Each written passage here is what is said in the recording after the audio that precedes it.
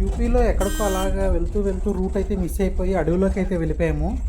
జీపీఎస్ని నమ్ముకోకూడదని నాకు క్లియర్గా అర్థమైందన్నమాట. జీపీఎస్ని నమ్ముకొని అలా లోపలికి వెళ్ళిపోతే ఒక గ్రామం అయితే వచ్చింది. ఆ గ్రామం నుంచి సరే కొంచెం ఇల్లులాగా అయితే కనిపించినాయి కదా అని చెప్పి సేమ్ అదే ఫాలో అవుతూ వెళ్ళాము. 7, 8 అయ్యేటప్పటికి చూడండి అందరూ లోపల పడుకునే ఉన్నారు. ఎవరు బయట కూడా ఒక మనిషి కూడా లేరన్నమాట. ఇది 8 అర్ధరాత్రి 12 అనుకుంటారు మీరు అంతానే. సో అక్కడి నుంచి మళ్ళీ అలాగా కొంచెం దూరం వెళ్ళేటప్పటికి అసలు కచ్చా రోడ్డు అన్నమాట. మామూలు కచ్చా రోడ్డు కాదు. ఇంకొంచెం అలా మేము ఎదరికి వెళ్ళేటప్పటికి చిన్న నదిలా వచ్చింది తప్ప ఎదరికి వెళ్ళడానికి ఎక్కడా లేదన్నమాట. అయినా సరే అక్కడ దాకా ఎదరికి వెళ్ళి మళ్ళీ వెనక్కి వచ్చేసాం మేము.